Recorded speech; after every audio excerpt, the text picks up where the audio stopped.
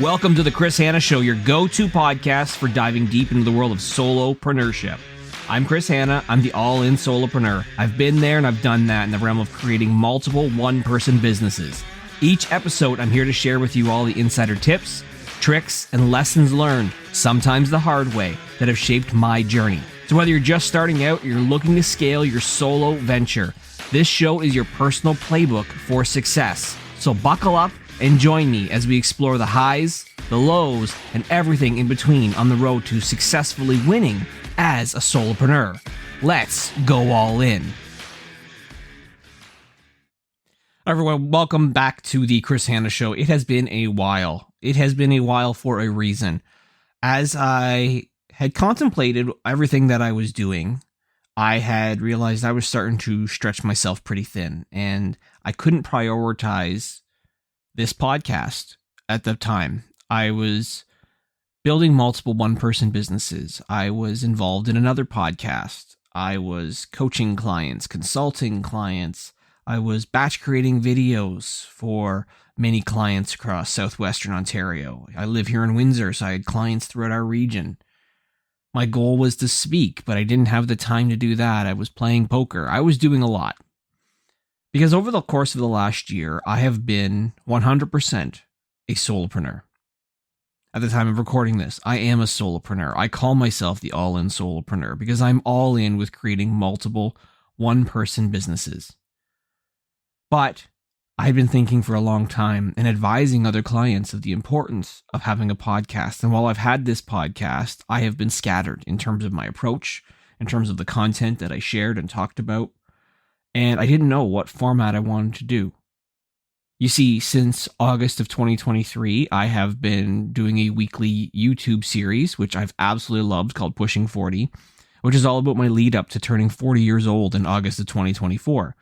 I'm all in with improving my health, self, and overall business in general, and my wealth that goes along with it. But I knew that I need to do something else. I need to get back to the Chris Hanna Show and provide value, because I've had a lot of people ask about the importance of, betting on yourself and going all in and having confidence. But I didn't know until I started having more and more conversations as part of the sales process with my one company, All In Content, about how much value I could share to other people who are solopreneurs, who are looking to get into self-employment. And so I decided maybe this is what I should do to bring back the Chris Hanna Show, is talk about that journey of being a solopreneur, the ups, the downs, the trials, the tribulations, the success, the failures that I had. Because in 1 year of being a solopreneur, I went through a lot. I went through a lot of emotions. I went through this journey of sometimes not knowing where my next amount of money was coming from. I was worried about, could we make our mortgage payments? Could we continue to have customers come in? To then some months exceeding expectations and having more business than I had time to fulfill, really, more than anything else. It was this roller coaster of emotions that I went through, but it was ultimately something that I thought was very important for me to be honest and transparent and share and talk about. And so that's what the purpose of this show is now going to be. So the Chris Hanna Show returns, and it is about solopreneurship, my journey as a solopreneur, the lessons that I've learned along the way and along the path. So to kick things off, because we are talking the new year, 2024, I want to talk about starting the year right and ultimately learning to pay yourself first. And I'm not talking financially. I'm talking about paying yourself with your time, your energy, what you put back into yourself. You see, this year I've really kind of grown in a lot of different ways, and I've learned a lot.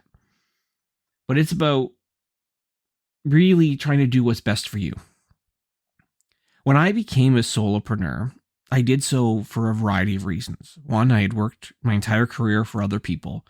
And while I did side hustles and, tried to make money here and there and everywhere doing different things, I never truly felt like I was happy. I never truly felt like I was fulfilled. And I never really truly felt like I was myself. In a lot of ways, I felt like I was an imposter. And so becoming a solopreneur was about that big F word, fulfillment. That's what I craved more than anything else. I realized that I had been implementing other people's visions for myself and my career for far too long. Now, having been fired multiple times in my career, it took me a while to realize that I'm not employable. I'm not somebody who wants to work for other people and implement their vision.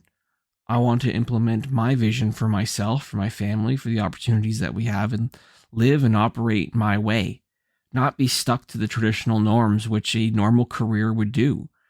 And so I talk about paying myself first. It was like paying myself by giving myself the mindset that I needed to unlock. And that if I wanted a certain amount of money, it's on me to go and make that money. If I wanted to do something, it's on me to go and make that happen, not to wait for somebody else to come tap me on the shoulder to go and give me an opportunity. It's on me. That mindset helped unlock a new person, a new way of thinking about the world that we live in, a new way to really honestly believe in myself that I create my own destiny and not somebody else. See, when I was CEO of a company and I was leading a team, every day I felt a high level of responsibility, but also stress that came from managing other people. I've been managing for 20 plus years across so many different industries. And while I was good at leading, I found over time, I hated leading.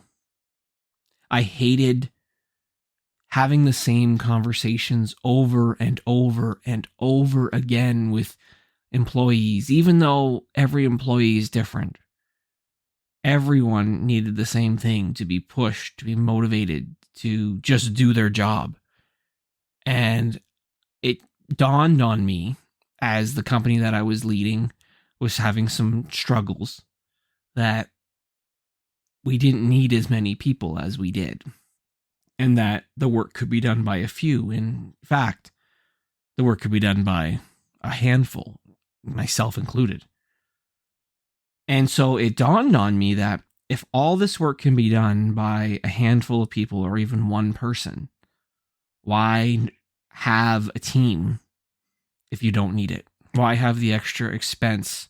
And in my case, I felt the stress of trying to manage payroll when you weren't getting results. You weren't getting the people performing as you needed to. And it dawned on me that a solopreneur can do a lot without the added stress of a team, without the added stress of trying to compel people to do the work. Because if you believed in what you did so much, you yourself could do the work in your own way, more efficiently, more effectively, and just with passion and purpose that would ultimately lead to greater success. I'm not trying to, shit talk the idea that other people leading teams is, bad or not. But for me, I realized that I could be less stressed by just managing myself than managing other people. I could be happier doing what I wanted to do, implementing a vision that I wanted to implement, than taking directions from an owner that I just didn't agree with in terms of what they wanted to do and they wanted to achieve. It's hard to fake it. It's hard to, live as an imposter. And I felt like I did throughout most of my career. And I think the times now, back to when I got fired first time in 2011 and the second time in 2020, I got fired because I think that the companies had really figured out that I was the imposter. I wasn't all in on what they wanted long term. And I look back on it as I needed to go through those experiences to realize, of course, that there's no such thing as loyalty, but also that I'm not meant to fit in to the standard traditional way of working. So if we go back to what this topic is really truly all about and paying yourself, you start the new year right, and you start the journey of solopreneurship right by doing what you want for yourself. Give yourself the freedom to make the right choices, to make decisions, to work when you want, to work with whom you want, doing what you want. It might sound selfish, and even as I say it, it sounds selfish. But that's probably really what it comes down to, is that being a solopreneur is about doing what you want and obviously helping those that you serve and the customers, the clients, or in my case, I call them partners that you work with, but you don't work for, you work with people. Pay yourself first by, honestly, just focusing on you. Now, I had somebody this week ask me, how do you become a solopreneur? And they were worried about the future. They work for other people and they're worried about what happens because they think that there's changes coming in the organization that they work for. And they have desires to be an entrepreneur, solopreneur, business owner, but they don't know what to do. So the question that I asked them was, one, what do you love? What do you love to do that you could get lost in time doing it? That the hours would clock by and you wouldn't even know because you just enjoy doing it so much. The second thing to ask yourself is, what do you do better than anyone else? What is that superpower that you have? Because when you take something that you absolutely love, combined with that superpower of something that you do better than anyone, that's the thing that you need to figure out how to monetize.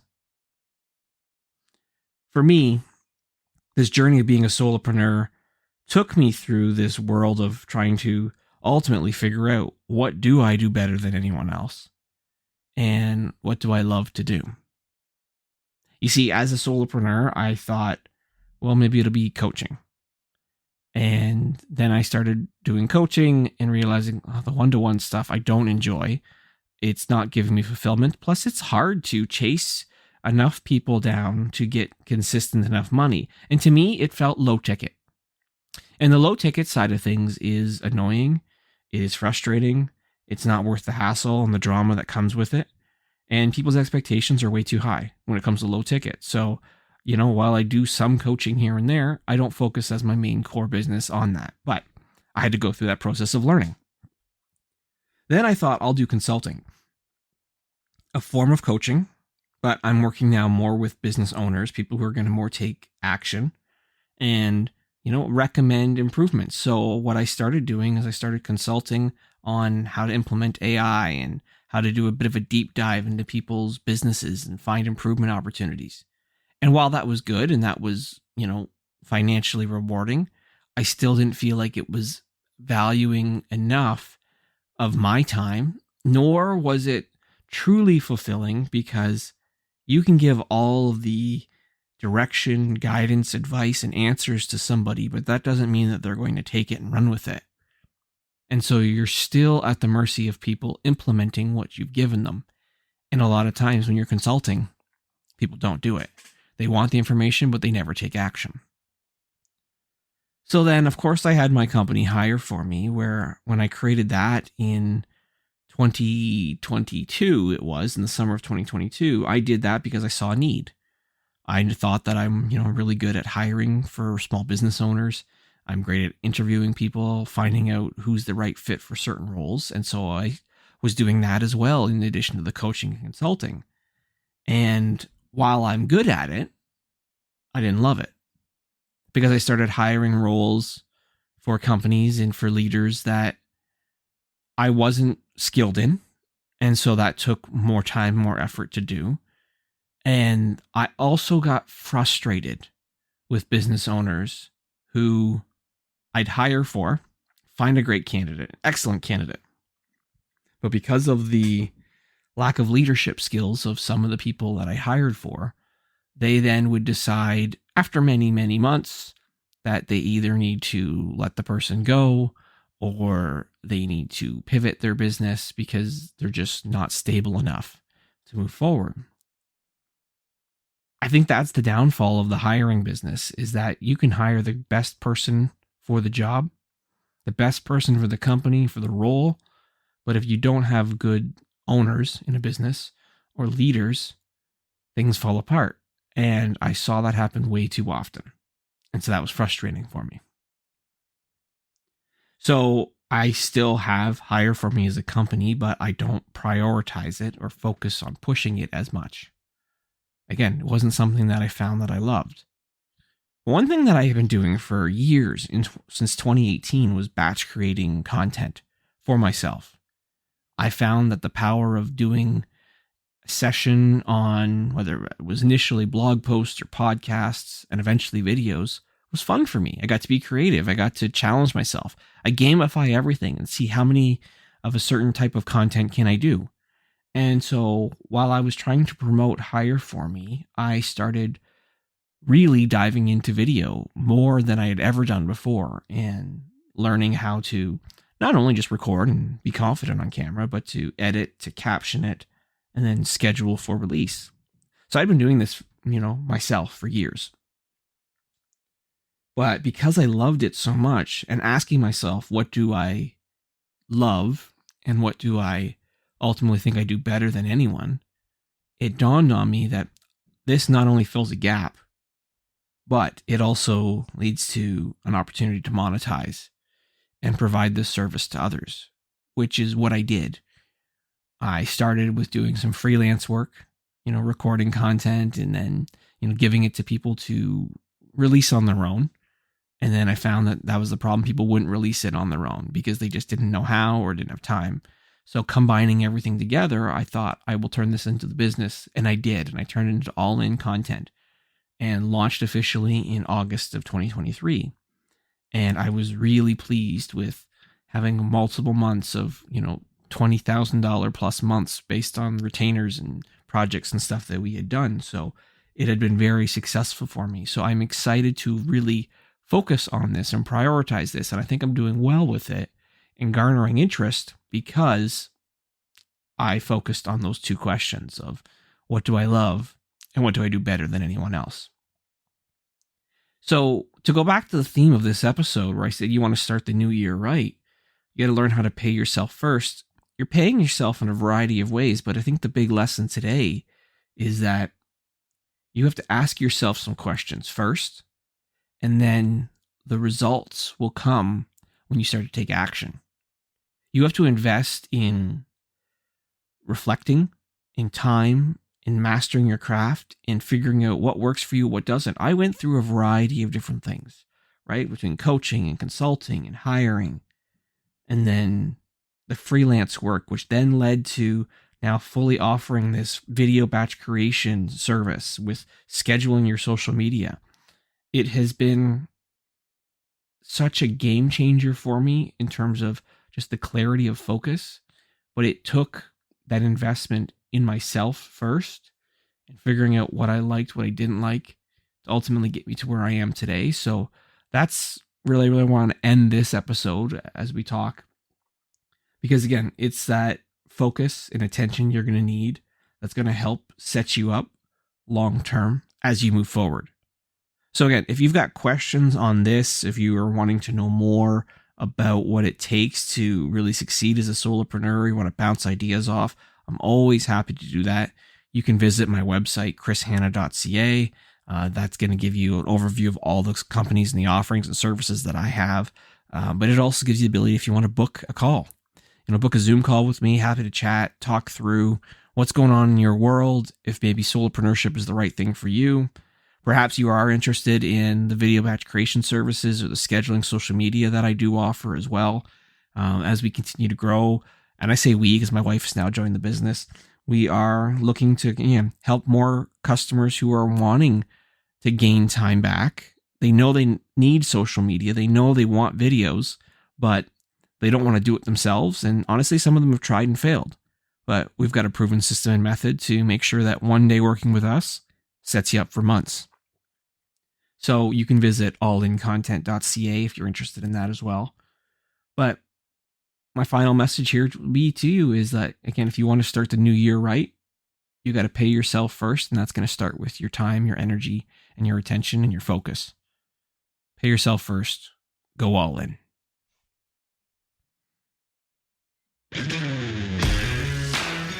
And that's a wrap for today's episode of The Chris Hanna Show. Thank you for tuning in and going all in with me on this journey. If you're craving more opportunities to supercharge your solopreneur journey, don't forget to visit allincontent.ca. At All In Content, we're dedicated to providing top-tier content creation and strategy services. We help solopreneurs like you make a big impact with your one-person businesses. We do this through video creation. We not only record, edit, caption those videos, we also schedule them on social media for you so that you have a consistent presence that continues to bring you business month after month after month. Remember, in the world of solopreneurship, your story is your strength, and we're here to help you tell it. Until next time, stay motivated, stay focused, and more importantly, stay all in. I'm Chris Hanna, and I'll catch you on the next episode. Keep pushing boundaries and making waves.